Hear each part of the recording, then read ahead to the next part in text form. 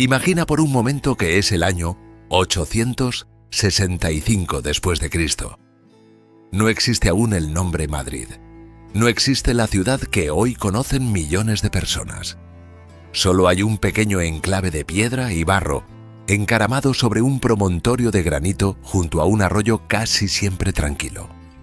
Sus habitantes lo llaman Mairit, o quizás Maguerit, una palabra de raíz árabe que los historiadores relacionan con el término referente al agua subterránea o a los riachuelos que brotan del subsuelo. Este lugar no es aún una ciudad, es una fortaleza, una atalaya, un puesto avanzado en el límite del mundo conocido por el poder que lo gobierna. Y en este año 865, ese poder tiene nombre: el Emirato de Córdoba. Hoy vamos a cruzar sus puertas. Bienvenido a Postales del Pasado, el canal donde la historia cobra vida, a través de la investigación rigurosa y las reconstrucciones visuales.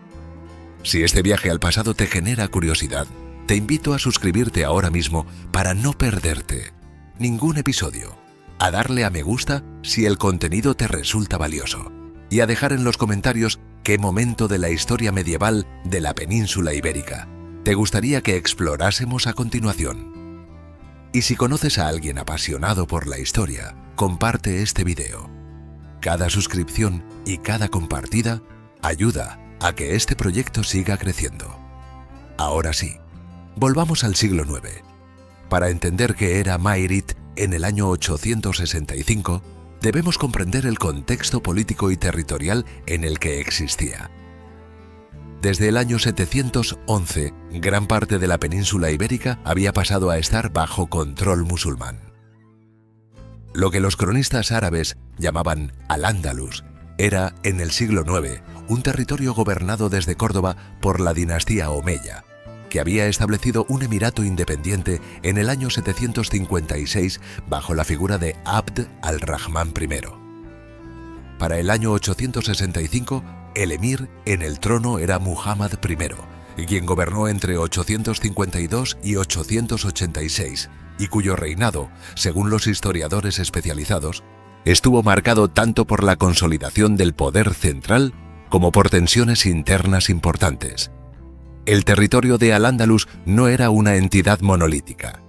Al norte, los reinos cristianos, especialmente el reino de Asturias, presionaban continuamente hacia el sur.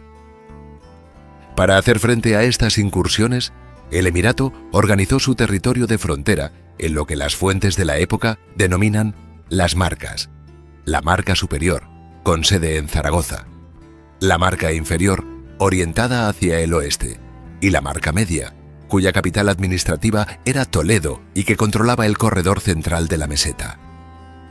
Mairit formaba parte de esta marca media. Según los estudios académicos, su función principal no era la de un centro urbano desarrollado, sino la de un punto defensivo y de vigilancia. Una fortaleza, una alcazaba, situada estratégicamente para controlar el paso de tropas y detectar incursiones procedentes del norte a través de la Sierra de Guadarrama. Las fuentes documentales sobre Mairit en el siglo IX son escasas y su interpretación ha generado debate entre los especialistas.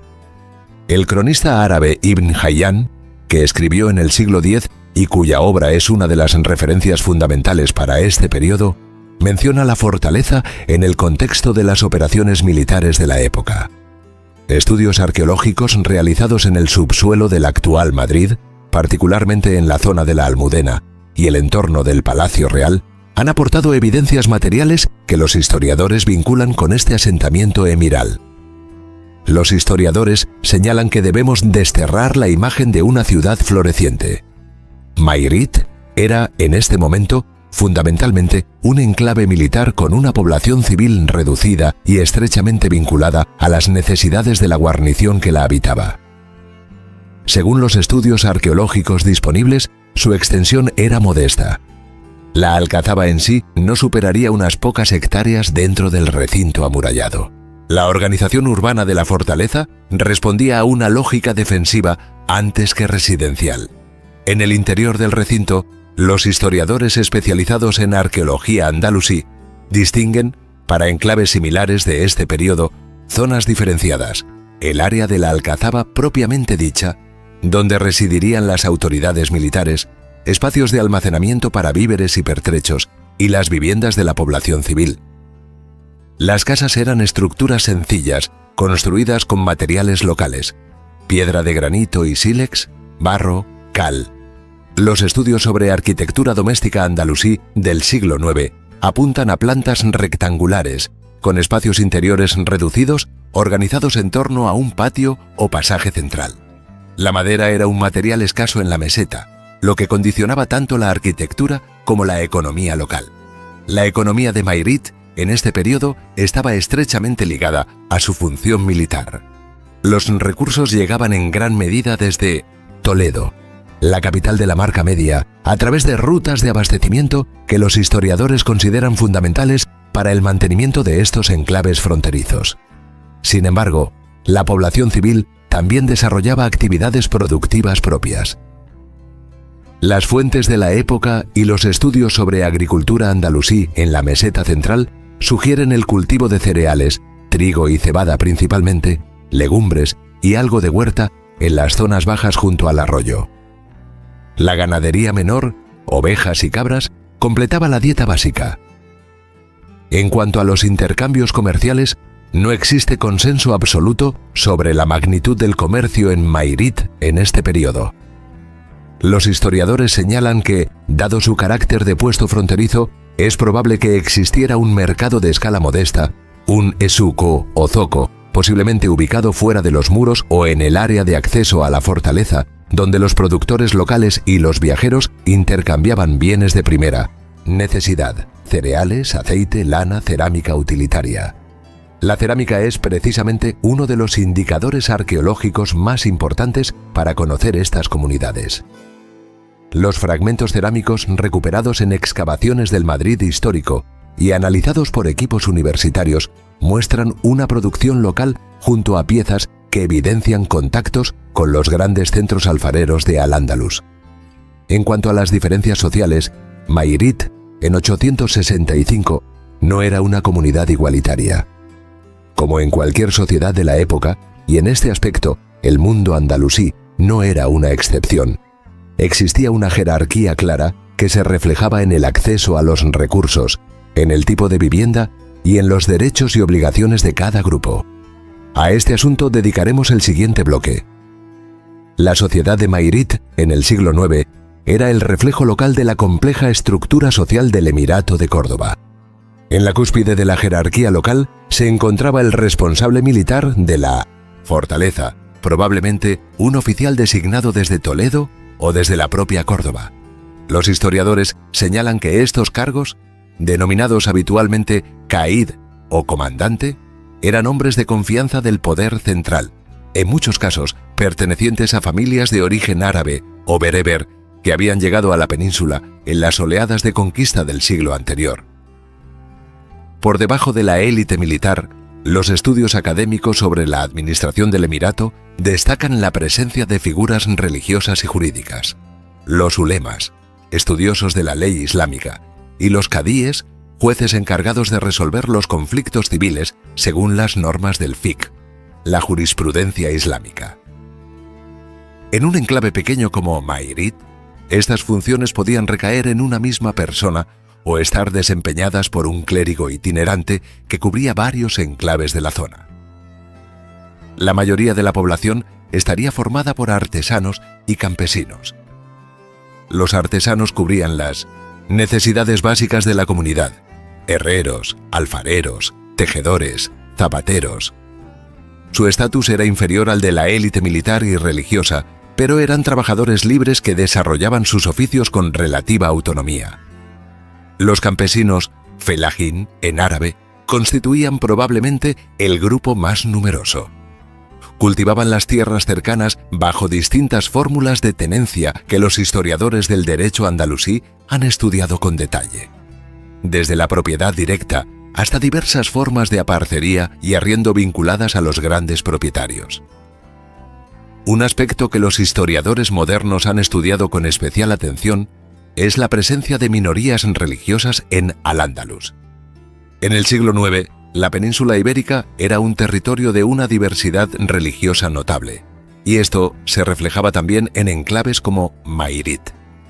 Según estudios académicos sobre la demografía andalusí, la población de Al-Ándalus en este periodo incluía, junto a los musulmanes, tanto los llegados desde el norte de África y Arabia como los muladíes, es decir, los conversos de origen hispano, a los mozárabes, cristianos que habían permanecido bajo dominio islámico y que bajo el estatuto jurídico de dhimmies podían practicar su fe, conservar sus iglesias y regirse por sus propias leyes en los asuntos internos de su comunidad, aunque con ciertas restricciones y el pago de una tasa especial denominada jizya.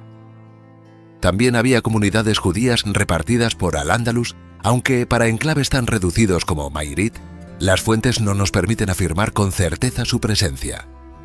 Los historiadores señalan que las comunidades judías tendían a concentrarse en centros urbanos de mayor tamaño, como Toledo o Córdoba. Es importante subrayar, como señala la historiografía académica especializada, que la convivencia entre estas comunidades no fue ni idílica ni constantemente conflictiva. Fue, como en toda sociedad histórica, una realidad compleja con momentos de colaboración y momentos de tensión, condicionada siempre por el contexto político. La razón de ser de Mairit era, en esencia, política y militar. Los historiadores especializados en la historia de la Marca Media subrayan que la red de fortalezas que el Emirato de Córdoba construyó y reforzó a lo largo del siglo IX en el arco de la Sierra Central respondía a una estrategia defensiva clara: crear una barrera de vigilancia y respuesta rápida frente a las incursiones de los reinos cristianos del norte, en particular del Reino de Asturias, que durante el siglo IX protagonizó diversas campañas hacia el sur.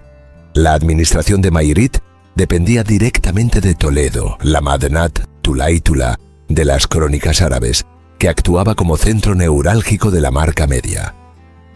Los recursos humanos, materiales, financieros fluían desde Córdoba, a través de Toledo, hasta los enclaves más avanzados de la frontera. Esta dependencia de los centros superiores es, según los académicos, una de las características definitorias de estos enclaves. No eran unidades autónomas, sino eslabones de una cadena de mando centralizada, lo que implica que las decisiones sobre su refuerzo, su abandono o su transformación se tomaban lejos de sus muros. En cuanto a los eventos documentados en relación con Mairit durante el siglo IX, las fuentes son fragmentarias pero elocuentes. Ibn Hayyan menciona operaciones militares en la zona de la Marca Media durante el reinado de Muhammad I. Los historiadores han señalado que durante este periodo, las incursiones de los reinos del norte sobre los territorios de la meseta eran frecuentes y que fortalezas como Mairit tenían una función esencial como puntos de alerta temprana y concentración de tropas. No existe, sin embargo, un relato detallado sobre Mairit como escenario específico de una batalla o de un evento político singular en el año 865. Las fuentes de la época sugieren una actividad continua, cotidiana y sin grandes episodios dramáticos. La vida de una guarnición de frontera, tensa pero rutinaria. Estamos justo en la mitad de este viaje al Madrid del siglo IX. Si hasta aquí el contenido te está pareciendo valioso, este es el momento perfecto para suscribirte al canal si todavía no lo has hecho, y para compartir este video con alguien a quien le apasione la historia medieval de la península ibérica. Cada apoyo hace posible que sigamos produciendo este tipo de documentales con rigor histórico. Ahora, continuemos. La vida en Mairit, en el siglo IX, era, para la gran mayoría de sus habitantes, una vida de esfuerzo físico constante, de incertidumbre ante las cosechas y las enfermedades, y de una esperanza de vida significativamente menor que la que consideramos normal hoy. En materia de salud y medicina, Al-Ándalus del siglo IX ocupaba, en el contexto europeo de la época, una posición relativamente avanzada.